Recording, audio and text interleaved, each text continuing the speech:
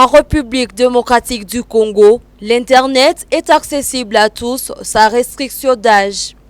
Cet outil, qui permet d'accéder à des informations utiles, expose aussi les enfants à des contenus inappropriés. À Butembo, certains parents refusent d'acheter des téléphones Android à leurs enfants, craignant qu'ils ne soient exposés à des contenus nuisibles. Le professeur Héritier Tsenkepia estime qu'il est essentiel de sensibiliser les parents pour qu'ils perçoivent l'Internet comme un outil d'apprentissage à condition qu'il soit bien encadré. Les parents eux-mêmes doivent d'abord savoir que l'outil Internet, c'est pour d'abord la communication.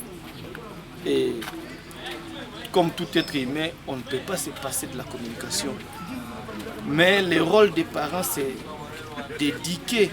Une fois eux-mêmes sont sensibilisés que l'outil Internet n'est pas seulement pour la dépravation de mœurs, mais c'est d'abord pour la communication. Ils sauront eux-mêmes alors comment éduquer les enfants à utiliser ces outils-là. C'est question par exemple des parents disent non, vous devrez utiliser les téléphones pour Internet à telle heure. Et les contrôler aussi, les orienter et savoir que non, c'est pour la recherche, c'est pour les communications, pas pour n'importe quelle manipulation. Cet expert en informatique et en intelligence artificielle insiste sur l'importance d'une réglementation stricte des médias par le gouvernement congolais. Il propose des mesures pour limiter l'accès des enfants au contenu inadapté et assurer une utilisation responsable d'Internet. Nous sommes dans un pays tel qu'il n'y a pas d'abord de services de régulation des médias. Ailleurs, on arrive à réguler les médias.